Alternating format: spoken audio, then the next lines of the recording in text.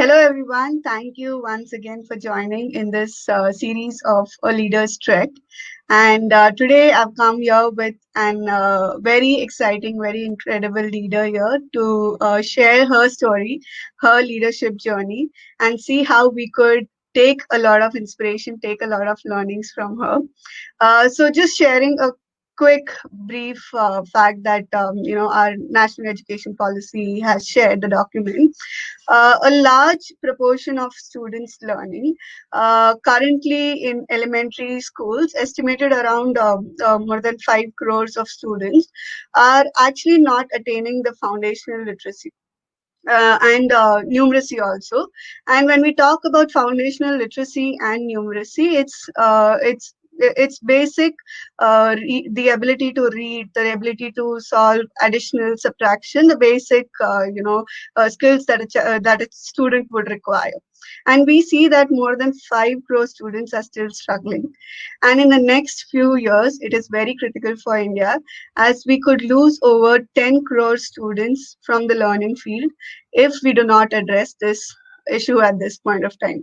And I'm really grateful and I'm really glad to introduce our guest speaker for today, because this is a person who's addressing this problem on foundational learning crisis. And introducing, without taking any more time, the CEO and the founder of Madhi Foundation. And she's a passionate advocate for equity in education and is committed to working towards reducing the learning crisis in India, the foundational literacy and numeracy. Thank you, Merlia, for joining with us, and thank you for coming in and actually accepting our request to share your leadership journey. Few words from you, please, before starting My this. pleasure entirely, Regula. I'm truly humbled and honored to be here.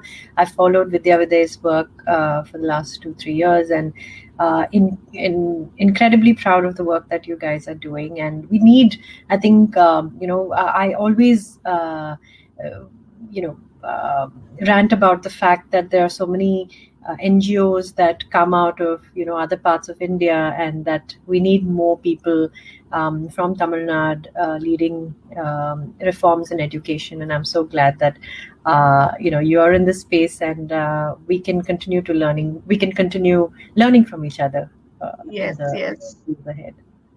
Definitely, definitely. There's a lot to learn from Mari as well as from you. And I just am admired by the fact that how each organizations in Tamil Nadu, and for now the geography is Tamil Nadu for us, but I see that how each of the organizations are coming together and taking small, small steps to ensure that we could address this, critical situation together and also address the quality of education.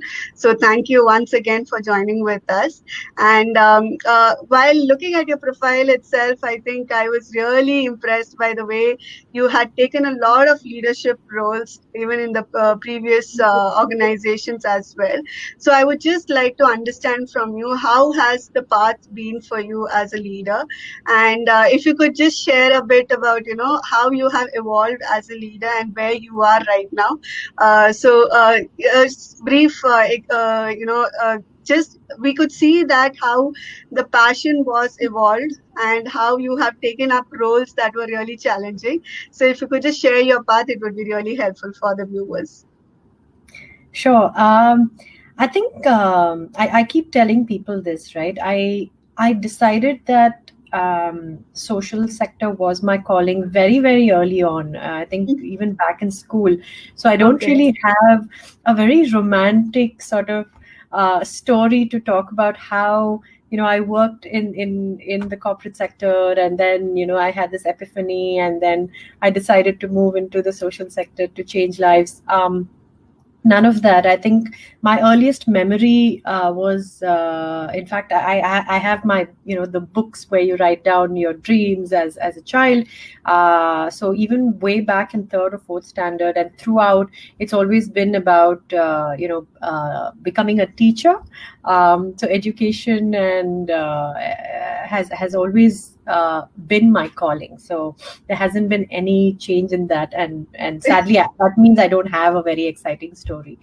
So I think as one grew up, and also the opportunities in India became, earlier social sector meant, very sort of grassroots social work, which I mean is equally as respectable. But I think the sector became a lot more versatile. It became a lot more, open to looking at different models of implementation, and I don't know, it was just maybe the bravado of youth, if you might call it, but I wanted to see the system change. I wanted to, see that children in India were able to access an equitable quality of education. I mean, so many other countries have done it, so why not India, right? And so systems change is something also that sort of fascinated me very early on.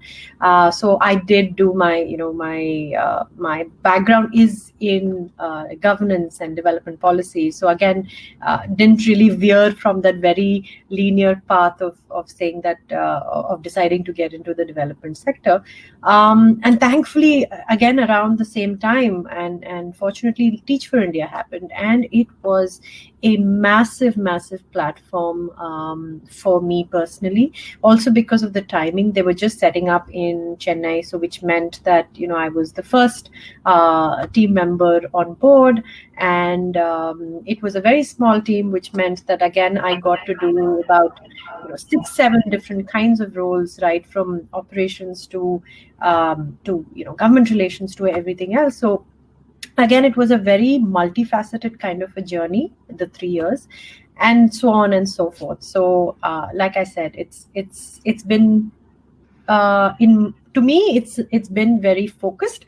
Maybe to others it sounds a little boring, that it's been quite linear in its trajectory. No, no, it's really interesting to hear your journey. I think this much clarity is definitely inspiring. That how you had the vision of getting into the social development sector from the school days. For me, it was only later when I completed my college, and then I was like, okay, let's take up this as a profession. It's also inspiring to see how you have taken up the government space, and also how Madhi Foundation has grown. It's an organization that was started into the 2015, right? So 16. yeah, 2016. Okay, so 2016, and very soon we hear about Madhi. We hear such inspiring stories about the teachers who have associated with Madhi Foundation. I just want to understand more about how, as a leader, you have shaped the organization, because, we hear a lot of times that 100% or 99% of an organization development or the impact that you see depends merely on the leadership that is driven through. So what has been your leadership, and how could you describe your style of leadership as such? I think more than my shaping the organization, I think the organization has shaped me. I was so fortunate. I mean, I keep using the word fortunate because I really have no other, uh, word that captures how I feel more appropriately. I was very fortunate to have an exceptional founding team for Madhi. We were just a bunch of 5 people, but there was so much alignment when it came to our passion, our commitment, that it set a very the what you call the organizational culture. It was set very very organically. It was so effortless to work with everybody, and it was so effortless to see how we sort of aligned on our value system so well that the work just became so easy to implement. So I think in that sense, yes, it's where Madhi is today is not just a reflection of my personal value system, but I think the personal value systems of that founding team of 4-5 people that sets such a strong foundation in terms of culture, in terms of our core values, in terms of our bar of excellence, that we constantly look at that as our North Star, and not necessarily just my personal values translating to, whatever you call as the organizational culture. So, like I said, really lucky that we got such a great founding team in place. Wonderful, wonderful. And if you had to share about the values that you were talking about, right? The team values and your values, could you just express few values that you hold in Madhi Foundation, as well as you as a leader who feel that, these are values that we really hold on to, and why? So if you could just describe more about the values, it would be really helpful. Sure. So we have 5 core values, but I won't go into too many of those. Maybe Yes, yes, I'll talk about a couple that I resonate with the most. yes, Those would have to be empathy and resilience. I think these two, especially given the work that we do and the kind of people that we work with, people find it amusing when we say that we empathize with the government officials that we work with, because empathy is not the first thing that that comes to mind when you think of working with government officials, right? You go in with a certain preconceived notions of inefficiency and apathy and indifference, yes, and yet if you stepped back and looked at why some of those sort of attributes are associated with the working of the government, and if you can truly empathize with the kind of resources and the paucity of resources that they work with, you don't dislike them so much anymore. You kind of um, um, uh, you feel like you want to do something to help them too. I mean, right. we don't, for the size that we are, and the kind of population that we have, the amount of public servants that we have is a fraction of what other countries that you would compare India with have, right? So we are in that sense extremely under resourced, but still we get so much done. So much gets done True, true. Yeah. that doesn't come out in the news because it's not sensational, but so much gets done, and therefore empathy is extremely important, because otherwise we're also going to get drowned into the sea of anger and frustration. And the second is resilience. Resilience because we're working with the government, and the amount of uncertainty and ambiguity that one has to deal with. The second is we're a non-profit, so we don't know when our next month's salaries, where our next month's come from. I'm sure you relate to this perfectly well. Completely, yes. Yeah. So I think so working on our mental health and mental strength, and being resilient in the face of so many uncertainties is what will make somebody really last with the kind of work that we're doing. So I think of all the values that we have, empathy and resilience are two that I resonate with the most, and try hardest to incorporate in my daily personal and professional life. Amazing, amazing. And since you've spoken about resilience, I think my next question to you would be about, some leaders, they would face the challenge. I mean, the challenges are coming and they would try to address those challenges. Whereas some leaders, when challenge comes in, they relish those challenges. They actually appreciate challenges coming in. And what do you resonate with? Or have you been, experienced any setbacks, unexpected setbacks, and how have you dealt with it? I mean, COVID could be one of the unexpected setback, but any of the setback and how you have approached it or how you have dealt with it could give a better experience of, how you as a leader has, dealt with it. Yeah. We're in 2020, the year of setbacks after setbacks. So while last year, if had you asked me this question, I would have said, yeah, I mean, I love challenges and bring it on, and I love learning from them. But I'm right now saying, please, we all need a break, right? We all Yes, need yes. a break. So I'm not going Completely. to glorify it and romanticize it and say that, yeah, I love challenges. But jokes apart, I do think that just given the nature of our work, and I might sound repetitive, but given the nature of our work, challenges I mean, change is the only constant. People are changing, the bureaucrats change, people change, ideas change, policies change, decisions change. So we're constantly grappling with changes on a daily basis. And after a point, you do kind of get used to that pace of change. But initially, it can be very unnerving. I mean, the first couple of years, I remember several episodes of breakdowns that happened. But in all of this, in fact, I just wrote a blog. Please do visit our website, Definitely, yes. madhifoundation.org. I wrote a blog on how we survived COVID. And it's pretty much been how we survived everything. I've never Okay. felt alone. I've never felt like, I've had to deal with setbacks on my own. Every time there's been something, big or small, the team always sort of rallied around and, come forward with different perspectives, different people offering different kinds of strengths. Some people are able to come in and say, we'll take on more workload, or we'll take on, and there are other people who are extremely good at talking to you about looking at things from a different perspective. So there is different kinds of resilience and different kinds of strength that the team brings to the table. And that's pretty much how I've personally survived all the setbacks that have come our way. And I do think there is no shame in a so-called leader Yeah. seeming vulnerable, seeming more human, right? I mean, you are human at the end of the day. Yes, the team looks at you for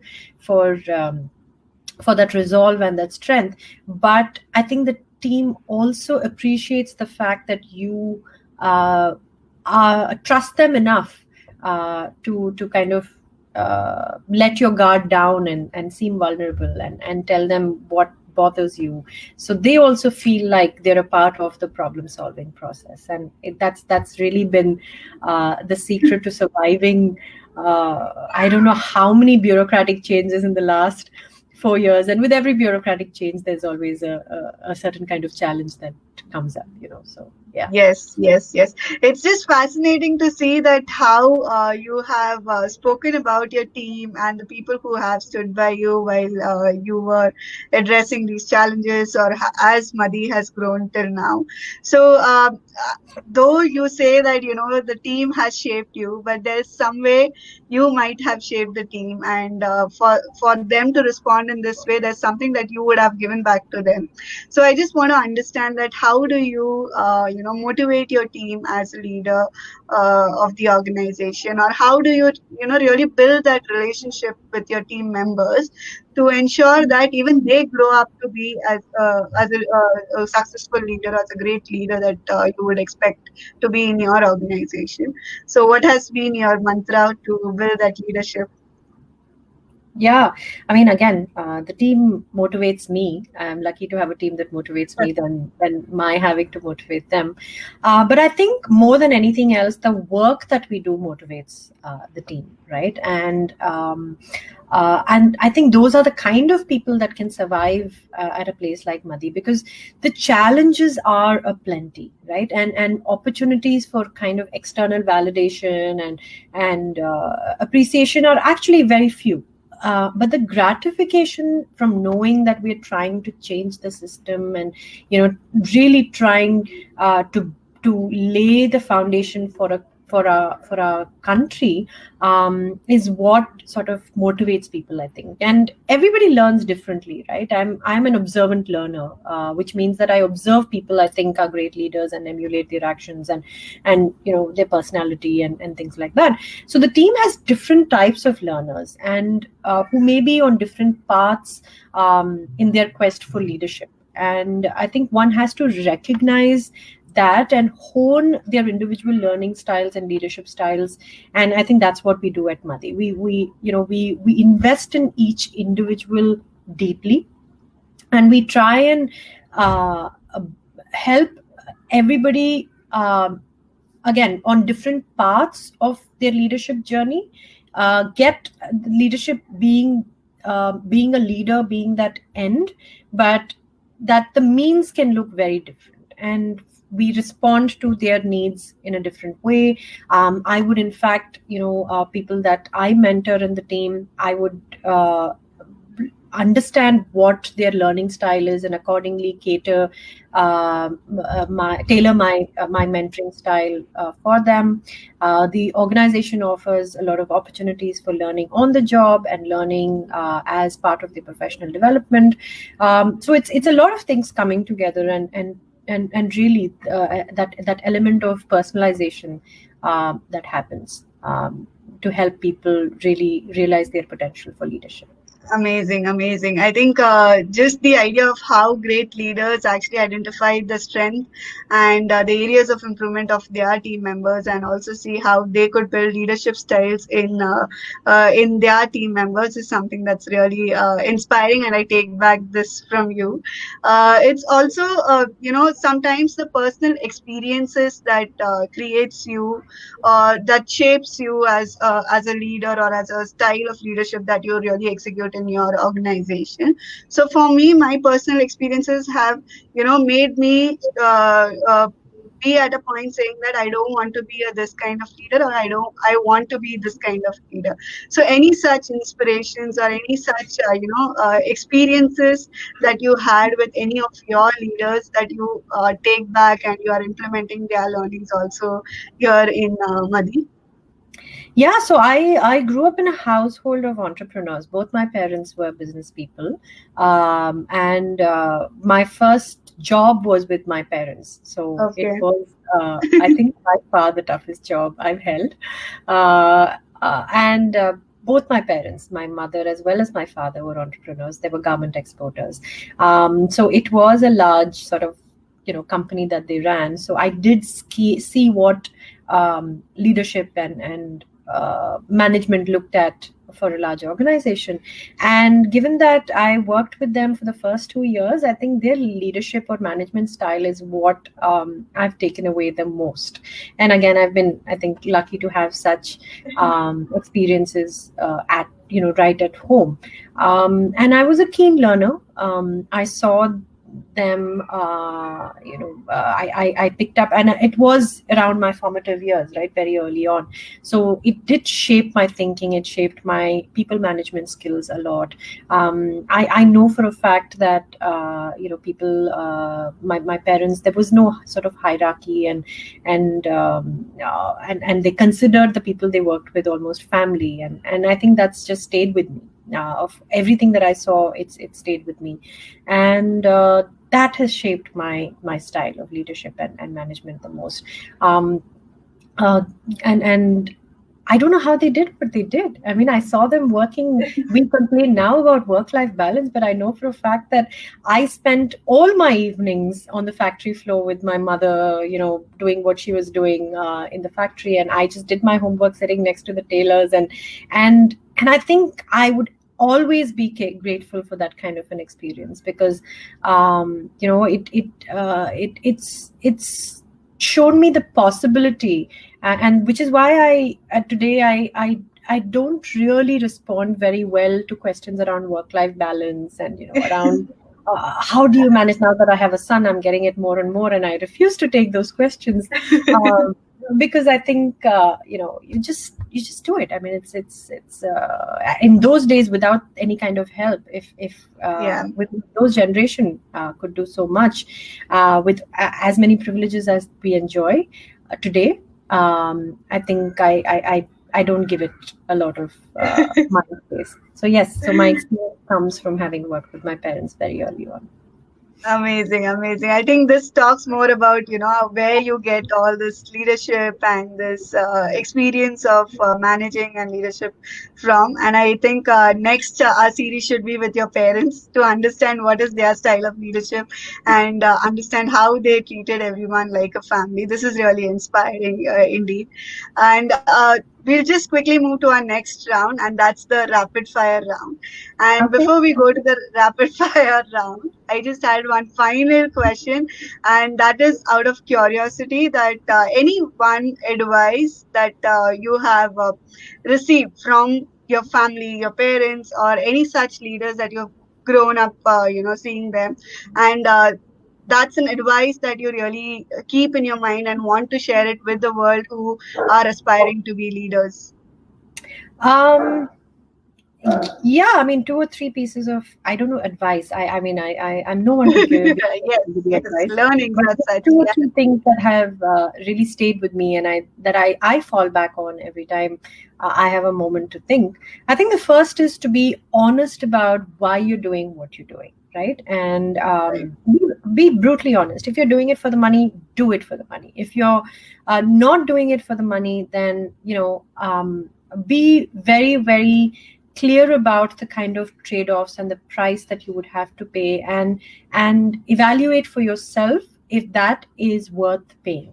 And there's Right. no, there's nothing to feel guilty about, right? Because not everybody comes with privileges, and it's very easy for people to, with privilege, to sit back and say, give up your life, give up money, and join the social sector, and work for 50% of the salary. Everybody has different kinds of personal compulsions and constraints. So I'm only saying that be honest about what you're doing, and if you have decided to walk down a path, be very, very clear about the kind of compromises and the kind of price that you would have to pay, and make peace with it. And the second is one of my favorite quotes, I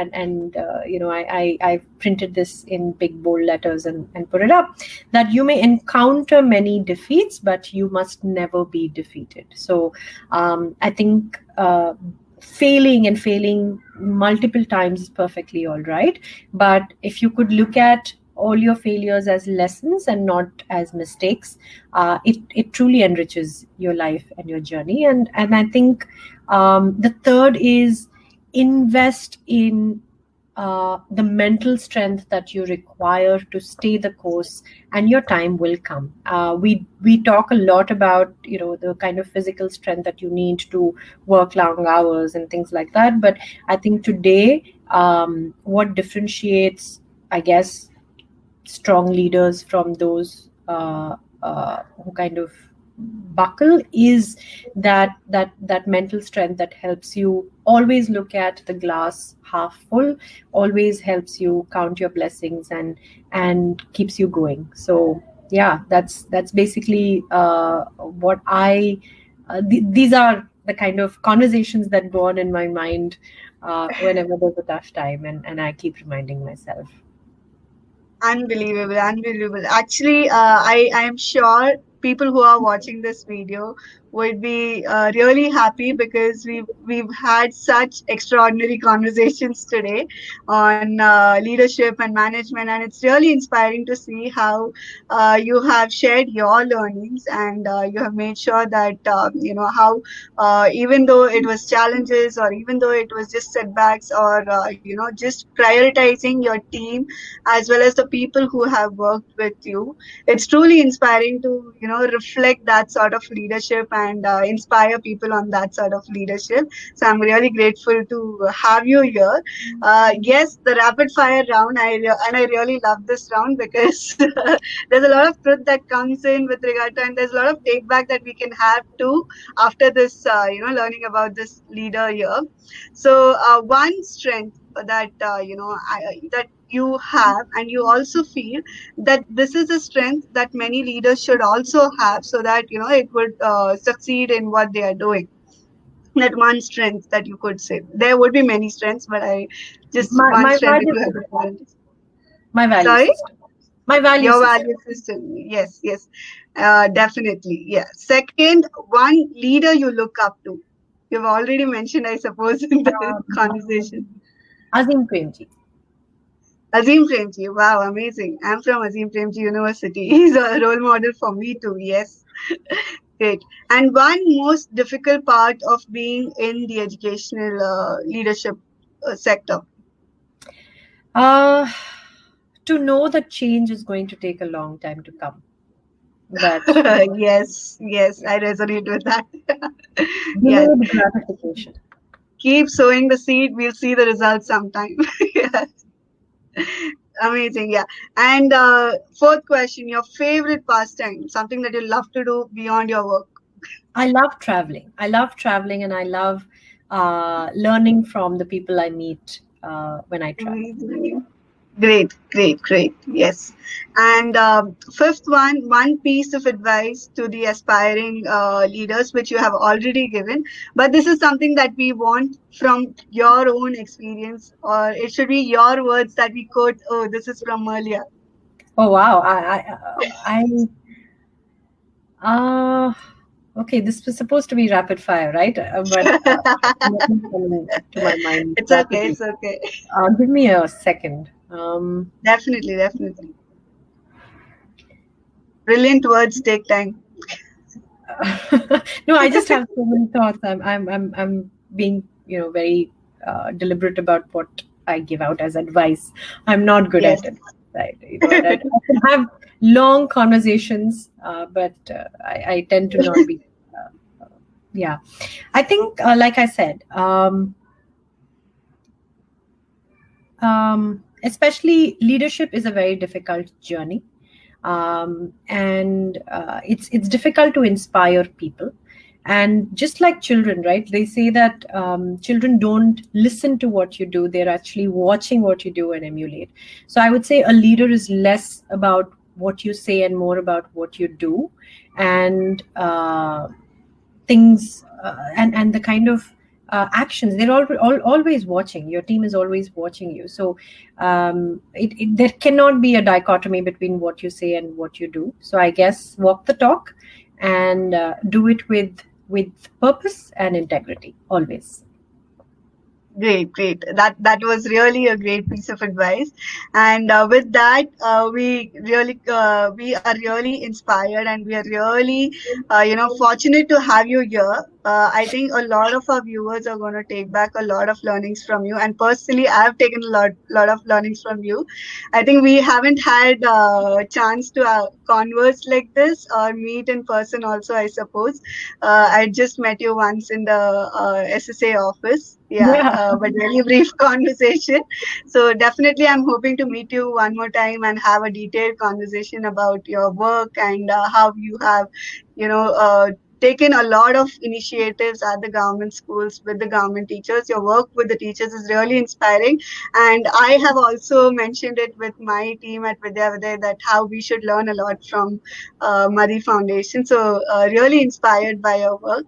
And more than ability for a leader, it takes a lot of passion.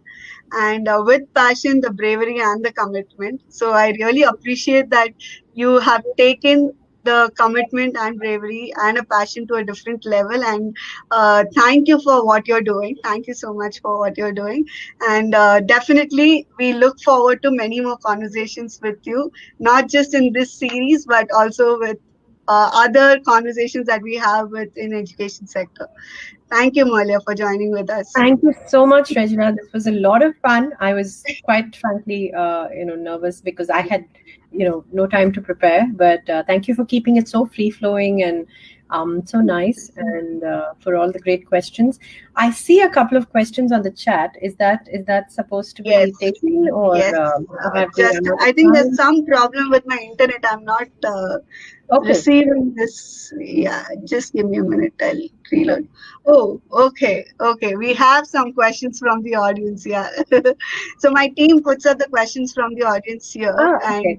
I was supposed to ask this, but since the internet error is going on today, I couldn't load this. Yeah. No So problem. there is a question about what would be Madhi's next milestone. Uh, Next milestone. We haven't crossed our first milestone itself, which is that, we want to see foundational learning eliminated in India in our lifetime.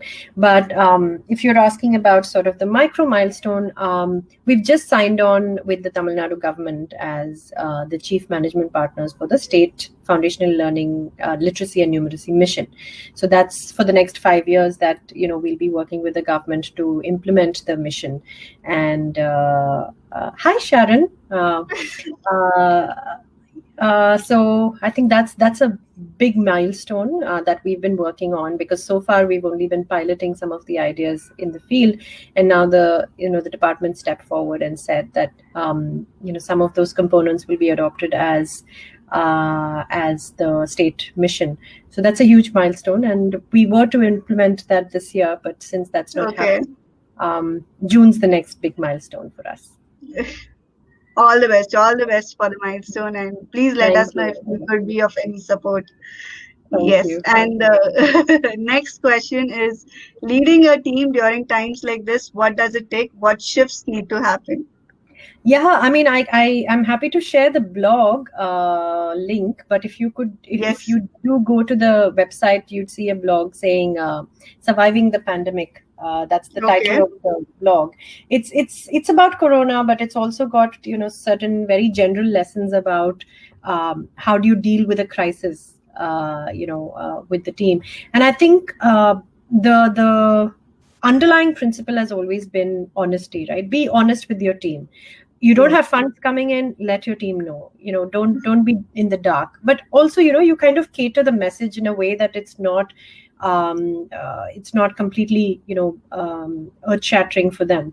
But Yeah, be honest about where you are, be honest about the challenges that are coming up, be honest about what you can do and cannot do. And I think that has helped with my team. Being honest means that they come up with solutions, they come up with ideas on how we can navigate this time. Um, and um, and like I said, be absolutely sure about what you can and cannot promise them. Do not promise them something at a time like this when you know that you cannot deliver. Be it, we had pay cuts. We've moved from a 8-hour workday to a 12-hour workday with pay cuts, and we've still had the entire team stick around.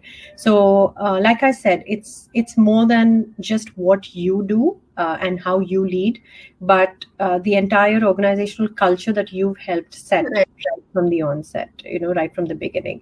So I think that really helps. And what shifts need to happen? There were many shifts, both tactical shifts, cultural shifts, different. And what really helped is that we started planning very early on. We started planning as early as February or March, even though at that time I think nobody thought that a Yeah, complete lockdown was going to be possible. But we started scenario planning very early on, and we said this is the worst case that will happen. Um, so if you can stick around, it'll be great, and they all stuck around. So amazing, amazing. I think just the planning part, something that really helped us also, and I'm sure that would have really helped out on just imagining the scenarios on what could be best, what could be, the worst. Helped a lot for our team as well, and I'm glad that this really worked for you also.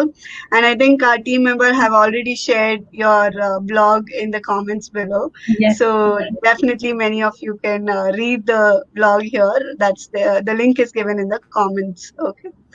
Yeah. And the last question is leading a team during times like this, I think what that's the does it same mean? question. That's the same.